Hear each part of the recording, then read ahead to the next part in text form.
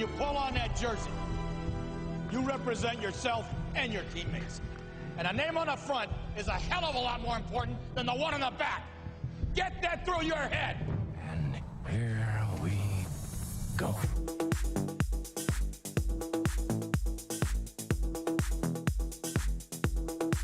And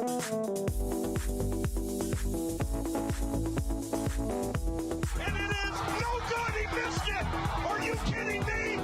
The season can't end like that.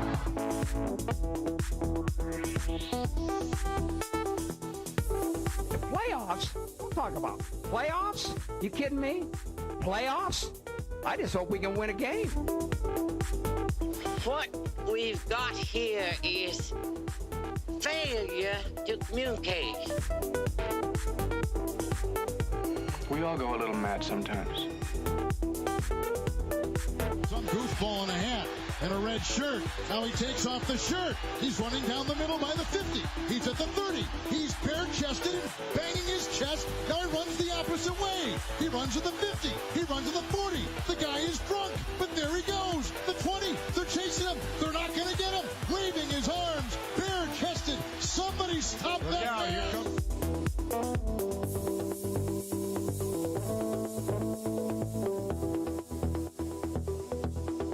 Nobody ever tells me anything, so I'm going to try and tell you what I know about the SFL. Good evening, welcome to another edition of NETMA. I'm your host, Tyler Falk.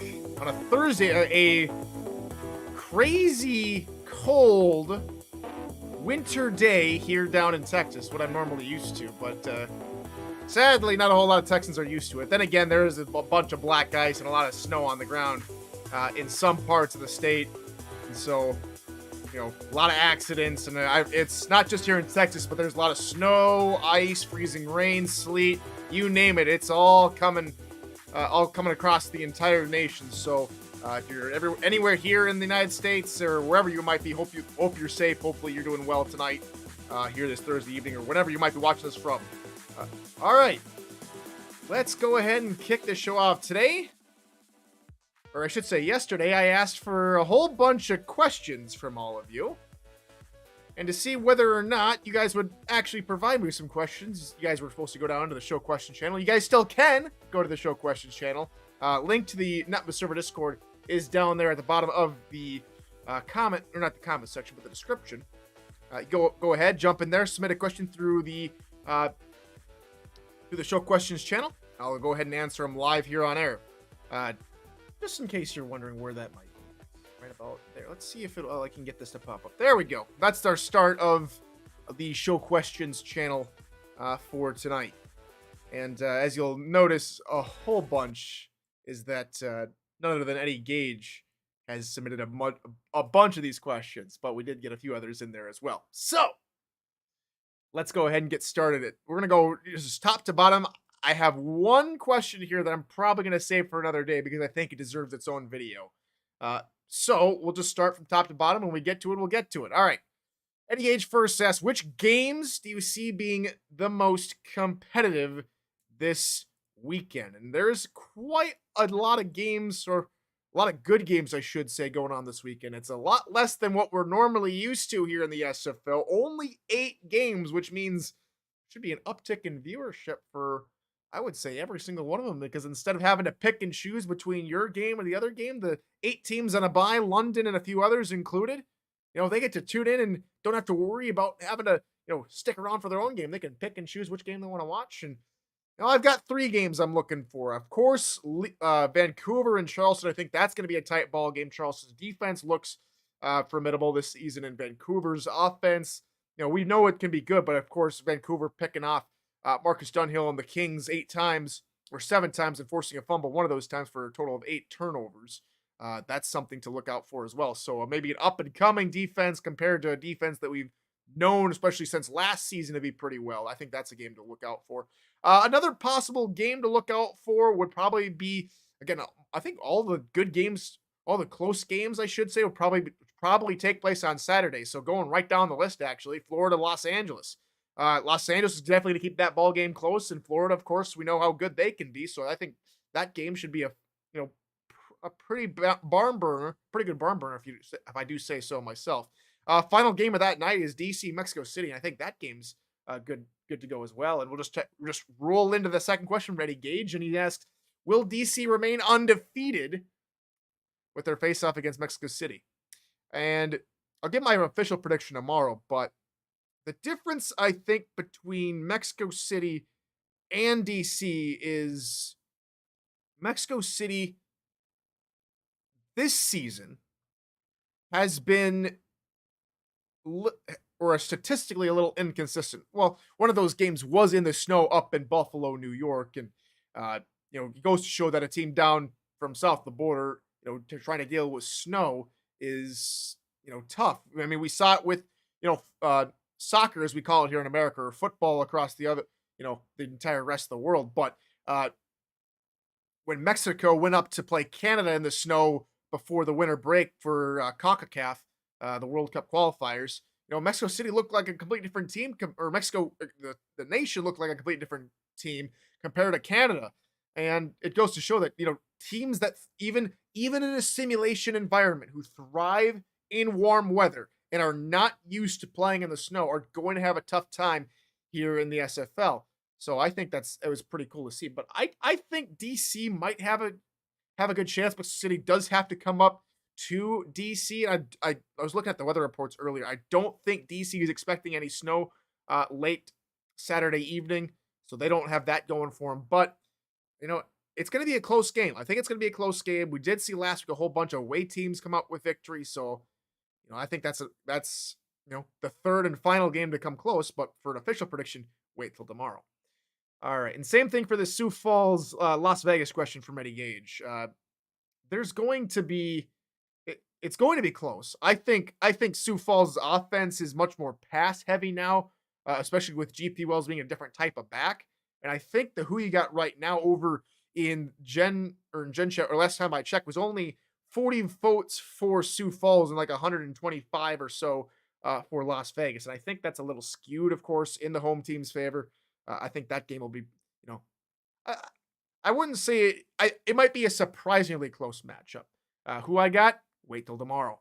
Let's see. What's your opinion on having 2 bye weeks? From a league standpoint, I think it was necessary to go 2 bye weeks. It certainly isn't ideal in the course of if we're trying to directly compete with a certain 3-letter acronym league or a bunch of them.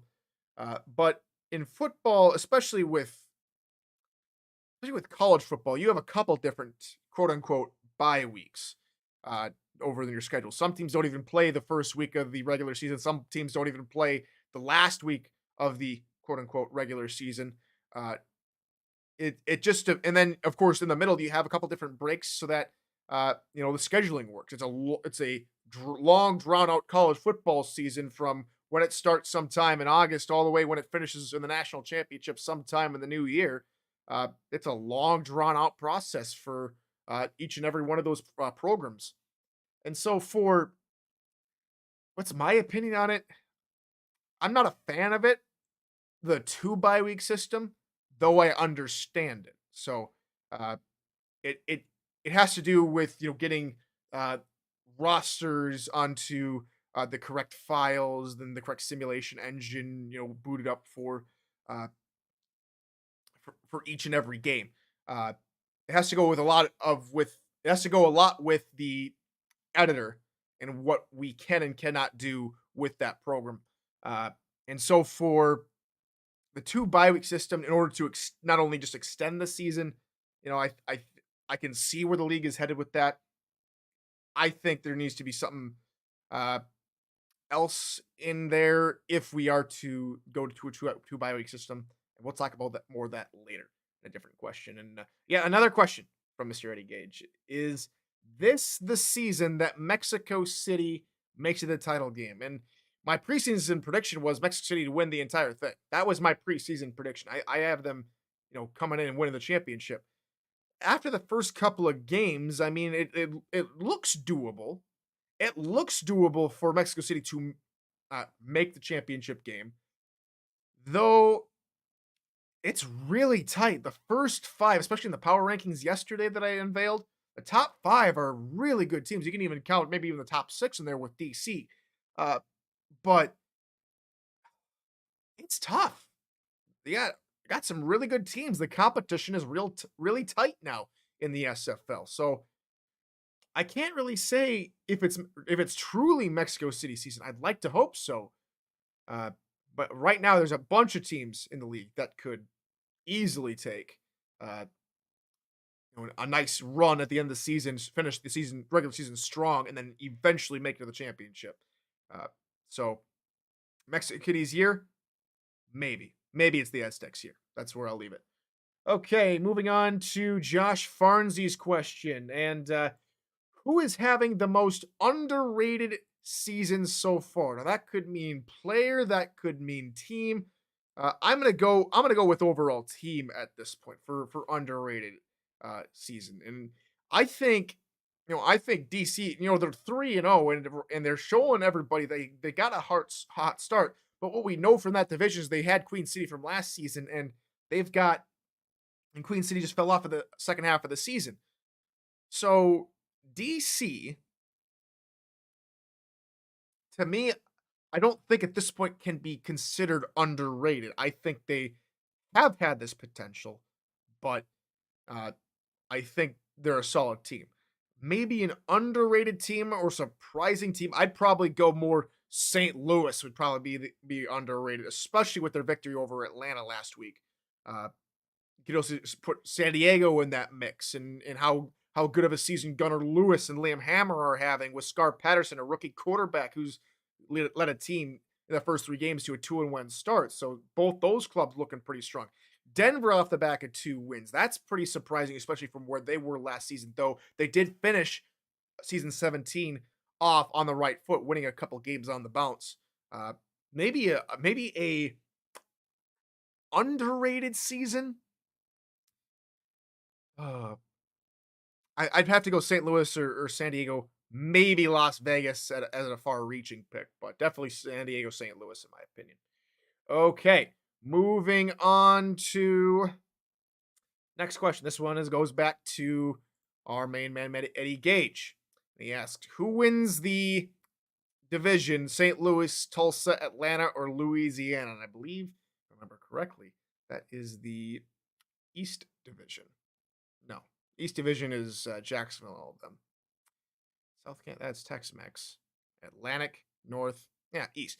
Sorry, there's a whole bunch of teams on the East Coast that are in a North Division. When I'm used to referring to a team that's a North, I'm thinking Chicago, Minnesota, North Dakota, all that kind of stuff. So there we go, East Division. That's what we're talking about. Everything's kind of thrown up in the air at the moment. St. Louis and Atlanta 2-1, Louisiana on a tumbling out of contention, it seems like, at 1-2 with Tulsa, with the victory. Tulsa also at 1-2. I think the division is pretty well up for grabs. As St. Louis can nab, I think St. Louis plays Atlanta twice this season. Let me double check. Is that their doubleheader? Yes, they'll play Atlanta in week 10 at home. I think if St. Louis can keep this momentum, have a consistent offense, and beat Atlanta week 10, I think they're a shoo-in for the division at this point. That's where I'm going. Here is a massive question from Eddie Gage. If you were the commish for a season, name 2 things you would both add and remove immediately. If I was the commish for 2 seasons, I got 2 things I want to add. I got about 2 things I want to remove. First thing I would remove would be I would remove the 2-way contracts for certain players, and I talked about this earlier back in the preseason about players like Bailey O'Shaughnessy, not Bailey O'Shaughnessy, Squarebush. About Squarebush going back into the minors because he's on the 2-way contract. And he's a gold player. I'd say I'd remove 2-way contracts for a certain point. I would rework that rule in a heartbeat. Another thing I would probably remove is this one's pretty hard actually, because I know the 2 I'm going to add, But the second one I want to remove, I knew I wanted to remove the two-way contracts. What I would also probably remove is the ability for players in the minor league to progress past gold. I again, there's in all the sport, there is ever so often a generational player like Michael Jordan, LeBron James, Tom Brady, Peyton Manning, for instance, to name a few, that are fantastic players in the pros, right? Some of those players were fantastic in college, not all of them. Hence, Tom Brady only played a couple of games for Michigan before he got drafted in the 6th round, of course, to the Patriots. He wasn't, ever touted as being a number 1 quarterback. That wasn't his MO. He had a good eye for the game. His coaches thought he had a good eye for the game, and they liked him. So they, put him in that secondary slot. Eventually he takes over, wins the Super Bowl, and that's the rest is history, right? But I think that in the minor league, you should be able to make your player up to silver, and then when you hit the pros, that is when you become a fantastic all-around player, because we saw it happen all too often with players like Squarebush, who had 3 seasons of progression and completely walked over the league for the most part. I think in order for the minor league to have somewhat of a competitiveness to it, you have to keep the players at a certain level, because if they're playing at a gold level, that's Hall of Fame level in terms of all pro football speak. So I am not for minor leaguers to be gold players, either going back in on a two-way contract or even progressing through the minor league. That's just where I stand. 2 things I would add. I would add the ability for there to be injuries, especially with a longer season. I think injuries need to come back into the league, because what we're seeing is, teams like Carolina. I'm going to use Carolina. I'm sorry, Carolina, for this example, but the injuries caused a game planning shift. The team was not the same. And what I see all too often going through each and every week is the same players, the same, maybe a couple of plays different, but the same type of game plan, the same, it's getting to the point that everything becomes monotonous. And at the same time, players want to see themselves play, right? They don't want to be on the sideline hurt. Now, I think for it to be competitive, injuries need to be back in the league so that we can see a little bit of different flair. And the reason why I'm saying it first, and a lot of people are saying, well, you can't have injuries, we don't have enough depth. That's the second thing I would work on. I would, again, expand rosters. That way, for teams, but Louisiana and Fort Worth already have backup running backs. DC at one point had 2 backs. They went back to just having 1 with Kevin Say. Backups are needed. Okay, we need to. It's taking a slow process. I think this is what we'll go to eventually, adding injuries back and expanding more rosters. But it takes time. In terms of expanding rosters, I think, if I were to go into more detail, I'd say, the backups can't be over a certain level. Maybe they could be base gold or something like that. But, definitely, beyond the 20-man, first team roster or 22-man first team roster, the backups need to, behave more like backups, but not the base, copper, non-contract players we see all the time that come in for the relief at the end of games or whatnot when the score's, a massive 42-0 or something like that. But I think injuries and an expanded depth chart, or not a depth chart, just expanded rosters need to be, that's the 2 things I'd probably add.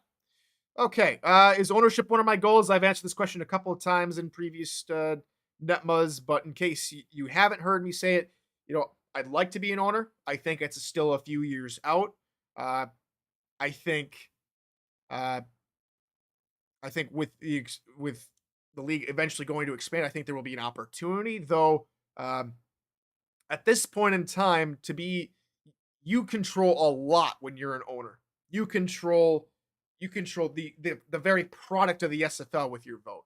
And right now, I think with how things are in the league, we have some pretty capable owners right now in the SFL. But would I like to be an owner one day? Sure. If it comes in the next couple years, great. But at this point, I'm not actively pursuing ownership. So that's where I stand. Cliff Allen chimes in and says, which team besides Louisiana has the best color scheme and logo? And as far as color scheme goes, I've been pretty adamant like this. Queen City, I think, has, my favorite. It's literally my color scheme. White, black, green. Maybe the green's a little bit too neon for my taste, but I like Queen City. It's bold, it's out there. The Corsair logo, it's the Corsair logo. I could give or take with it, but the color scheme, definitely the Corsairs. The logo, I think, has to go to Portland, to be honest. I love the badge style of I almost would put Vancouver in that same spot, but I love an old school badge. I love it. And the two-tone of Portland's color scheme, the orange and the maize, they work really well in my opinion. But for a logo, Portland, color scheme, Queen City. That's where I go with that. Moving on to Eddie Gage again. If I were to inherit a team and I had my pick of the litter, who would your OC, DC, GM, and other players, who would all be in your starting lineup? That's the question we'll tackle another time, because that's a big box to unpack. I think what we'll do is I'm going to save that question, Eddie Gage, for, I think, an off-season video. And I'm gonna you pin that. We're gonna pin that question in the NETMA server Discord, and that will be its own show. We'll go through a mock draft. We'll go through a hiring phase. If I was an owner, who would I pick? Who would be my starting QB? All that kind of fun stuff. That's going to be its own video, because I think that's a fantastic question and will need to be answered. I think it's too big of a question to unpack right here, right now.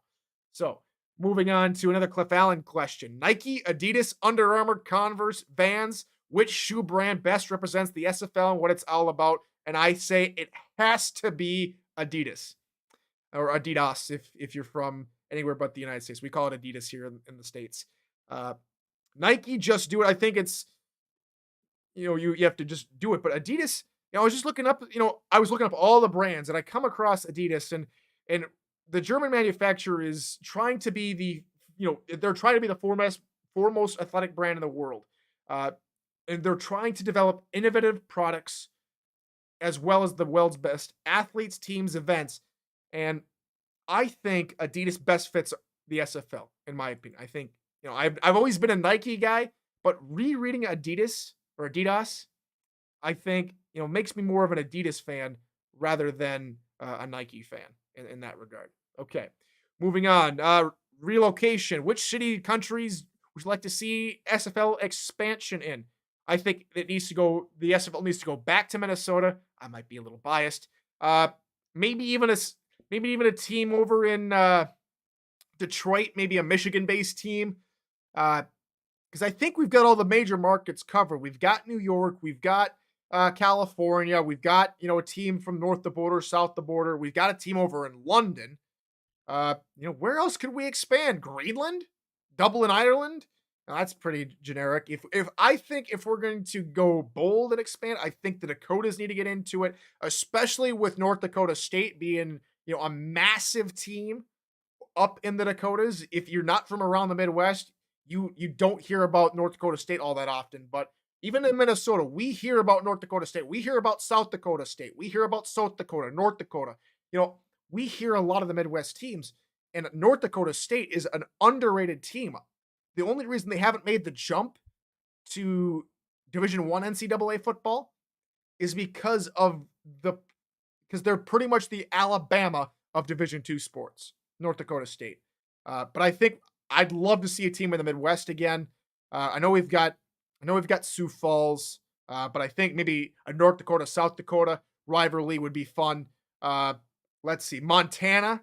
I think I'm just being bold here. Montana, maybe Las Vegas. Or we got Las Vegas already. Montana needs something. The Gnomes over in Alaska. Thanks, Coach. Let's see. Oh, where else could we go? Maybe Kentucky?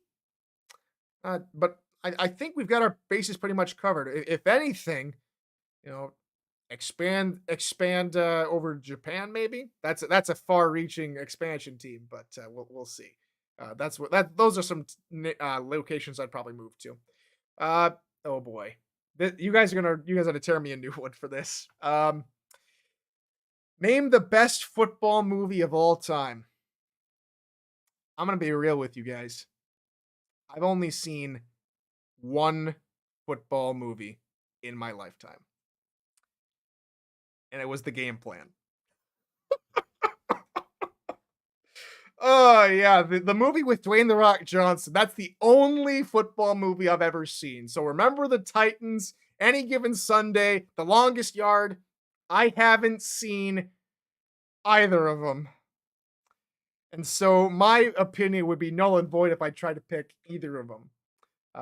So I plead the fifth. I have no comment further on whether or not, which football movie is the greatest at this point. As you can see, me, Cliff Allen, and Eddie Gage had a little discussion on goats for a little bit, and we got a couple more questions here before saw someone from Axel Raven. Maybe no injury, no matter how long the game says is only 1 week. I would say extend it. If going back to the injury thing, I think a 14-week injury I think is too long. If anything, I'd probably cut down the injuries, from what they say on screen to about half the distance. So say a player gets a broken arm, they're out for 4 weeks. That's the injury that all pro football gives us. I'd say that player's injured for 2 weeks. But that's my take on it. Over to Robert Cherry. Could a championship SFL team, like Madison, beat a winless Sioux Falls team? Or winless SFL team? Not winless Sioux Falls. Sioux Falls has a win. Yeah. Let's see. If Madison were to take on Fort Worth, Madison would lose. If any SFL team, even Birmingham from season 3, they would lose. They're the quality of coaching, the quality of the teams is so much better in the pros.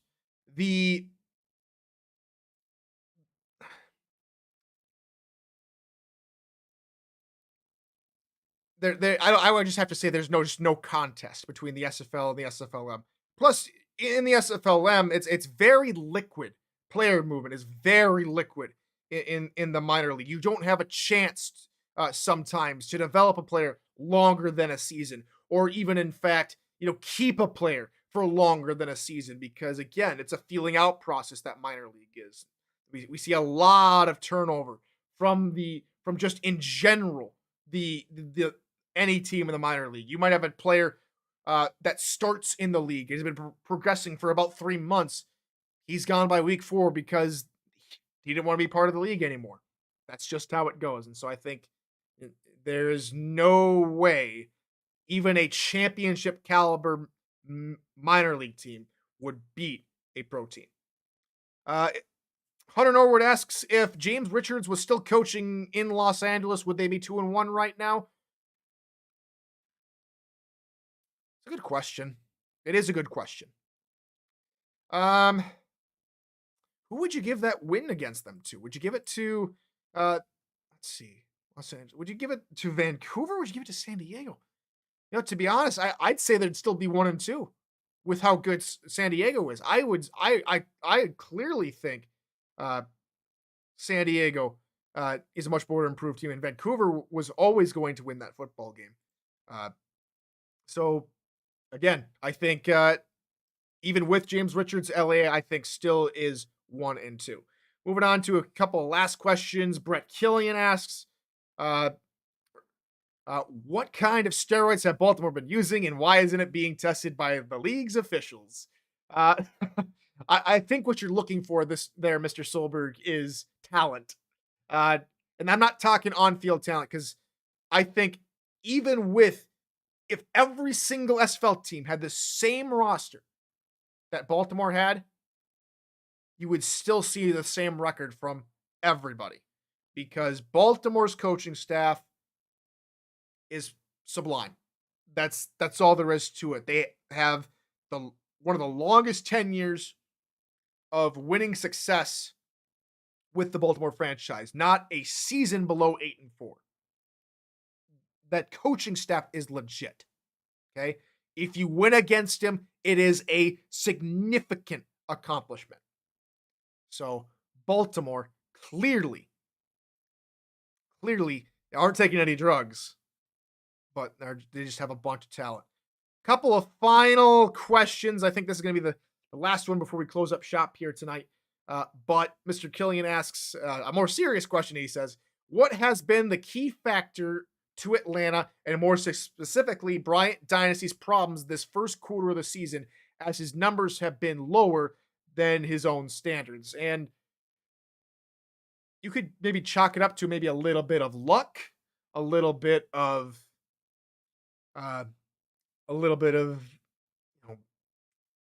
him not being informed. But I think teams, like we saw it last week with St. Louis, they have a game plan for Atlanta now. Teams are understanding what Atlanta wants to do, how they want to go about their game, and how to stop them. So I don't think it's necessarily Dynasty's fault. I think it's the game planning from the other teams that are causing Bryant Dynasty to have a subpar season to this point. With that, I think that's going to be about do it. We're, getting close to about 30 minutes, a little bit over 30 minutes. So thanks to everybody for sticking around. We'll probably do this again later on in the season, and all show questions day. But for now, we're going to go ahead and sign off for now. Tomorrow, we got my pick'ems, or as I like to call it, now you know. We'll pick against the spread. 8 more games to go here in week 4. We'll talk about them all tomorrow. See you then. Good morning, good afternoon, and good night.